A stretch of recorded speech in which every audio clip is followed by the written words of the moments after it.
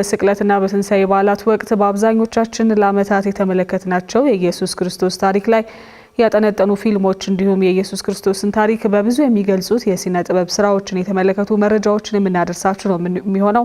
በዓለማችን ላይ በመቶዎች የሚቆጠሩ የኢየሱስ ክርስቶስ ታሪክ ላይ የተመሰረቱ ፊልሞች ተሰርተዋል። ፊልሞቹ ከድምፅ አልባው ዘመን ጀምሮ እስካሁን የደረስንበትን ዘመናዊና የረቀቀው የፊልም ጥበብ የተሰሩ ናቸው።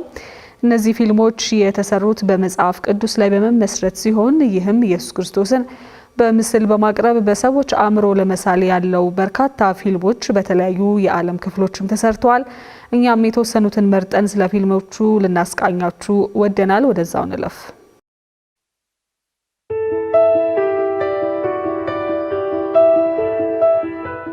እንደ አውሮፓውያን አቆጣጠር በ1897 ነበር የመጀመሪያው በኢየሱስ ክርስቶስ የህይወት ታሪክ ላይ ያጠነጠነው ዘ ፓሽን ኦፍ ክራይስት ፊልም ለእይታ ይበቃው። በአልበርት ክሪችነር ፕሮዲዩስ የተደረገው ፊልሙ በፈረንሳይኛ ቋንቋ የተሰራ ሲሆን ኢየሱስን ሆኖ የተወነው ደግሞ ሶሺየትሌር የተባለ ሰው ነበር። በዚህ ስያሜ ከተሰሩት ፊልሞች የመጀመሪያው የሆነው ይህ ፊልም 12 ትዕይንቶችን የያዘ ሲሆን የ5 ደቂቃ ቆይታ ያለው ነው። ታዲያ በአሁኑ ወቅት አብዛኛው የፊልሙ ቅጂ መጥፋቱም ይነገራል።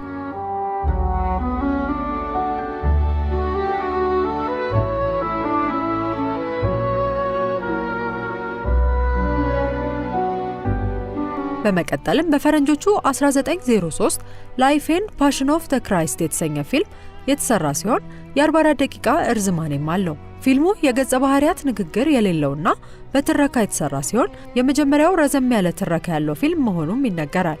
ፊልሙን ዳይሬክት ያደረገው ሉሺየን ኑንጌት ሲሆን ፊልሙን እንደ አውሮፓውያን አቆጣጠር በ1932 ታትሞ በአሜሪካ እንደገና ተሰራጭቶ ነበር።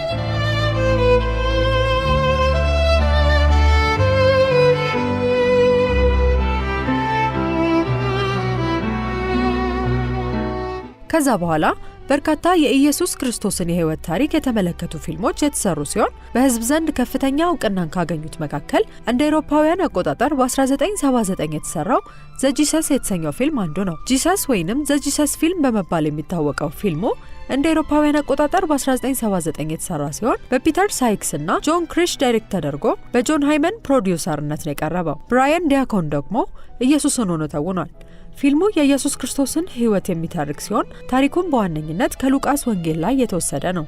እንዲሁም ፊልሙ ትረካ ያለው በመሆኑ በምስል ያልተገለጹ ታሪኮችን በትረካ ያስቃኛል። ፊልሙ የተቀረጸው በእስራኤል ሀገር ሲሆን $6 ሚሊዮን ወጪ ተደርጎበታል። ፊልሙ ለእይታ ከቀረበበት ጊዜ ጀምሮ እስከ አውሮፓውያኑ ሜይ 2020 ድረስ ከ4 ቢሊዮን በሚበልጡ ሰዎች ከ8.1 ቢሊዮን ጊዜ በላይ መታየቱ ይነገራል። በዓለም የድንቃድንቅ መዝገብ ጊነስ ወርልድ ሪከርድስ ላይም በታሪክ ከ2000 ጊዜ በላይ ወደ ሌላ ቋንቋዎች የተተረጎመ ፊልም በመሆን ሰፍሯል።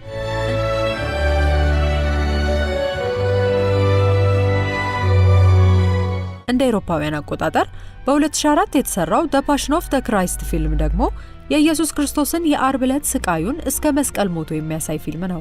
ፊልሙ በዋነኝነት ኢየሱስ ክርስቶስ ከመሞቱ በፊት የነበሩትን የስቃይ 12 ሰዓታት ላይ የሚያጠነጥን ሲሆን የመጨረሻውን እራት፣ የተራራውን ስብከትና የኢየሱስን የስቅለት ጊዜያት እስከ ትንሣኤው ድረስ የሚያስቃኝ ነው። ፊልሙ በሚል ጊብሰን ዳይሬክት የተደረገ ሲሆን ጂም ካቪዜል ደግሞ ኢየሱስ ክርስቶስን ሆኖ ተውኖበታል። ሜያ ሞርገንስተን ደግሞ የኢየሱስ ክርስቶስ እናት ማርያምን ሆና በፊልሙ ላይ ስትተውን የፊልሙ አብዛኛውን ቀረጻ በጣሊያን ነው የተደረገው። እንዲሁም በአረማይክ ዕብራይስጥና ላቲን ቋንቋዎች የተሰራው ይህ ፊልም $300 ሚሊዮን ወጪ ተደርጎበታል። ፊልሙ በዓለም አቀፍ ደረጃ በመታየትና ከ$612 ሚሊዮን በላይ በማስገባት በፈረንጆቹ 2004 ከፍተኛ ገቢ ካስመዘገቡ 5 ፊልሞች አንዱ መሆንም ችሎ ነበር። በአሜሪካ ሲኒማ ላይም በመታየት ከ$370 ሚሊዮን በላይ ያስገኘ ሲሆን ይህ ሪከርድ ለ20 ዓመታት ሳይሰበር ቆይቷል። በ2005 በ77ኛው አካዳሚ ሽልማቶች በምርጥ ሜካፕ፣ ሲኒማቶግራፊና ኦሪጂናል ነጥብ ዘርፍ እጩ መሆን የቻለ ሲሆን በ10ኛው ክሪቲክስ ቾይስ አዋርድ ላይ በምርጥ ዝነኛ ፊልም ዘርፍ እንዲሁ እጩ ነበር። በዛው ዓመት በተካሄደው 60ኛው ሲኢሲ ሜዳልስ የተሰኘው የስፔን የፊልም ሽልማት ላይ ደግሞ በምርጥ የውጭ ሀገር ፊልም ዘርፍ ሲያሸንፍ በ9ኛው ሳተላይት አዋርድ ላይ በምርጥ ዳይሬክተር ዘርፍ ሚል ጊብሰን ማሸነፍ ችሎ ነበር። ጊብሰን በመጪው 2008 የፈረንጆቹ ዓመት ሕማማትና የክርስቶስ ትንሣኤ የሚል ተከታታይ ፊልም ለመልቀቅ መዘጋጀቱ የተገለጸ ሲሆን ምናልባት በ2 ክፍሎች ሊወጣ ይችላልም ተብሏል። ማኤልና አሜር Ei keachla.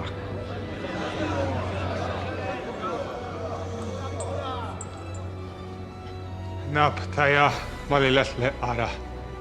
Babaita. Rihekela. Ahodati ko Yehudim kapitsin tamma. She'al. በዳላስ ጄንኪንስ ተጽፎ ዳይሬክት የተደረገው ዘቹዝን የተሰኘው ፊልም ደግሞ ሌላኛው በኢየሱስ ክርስቶስ ሕይወት ዙሪያ ያጠነጠነ ከፍተኛ እውቅናን ያተረፈ ተከታታይ የቴሌቪዥን ድራማ ነው።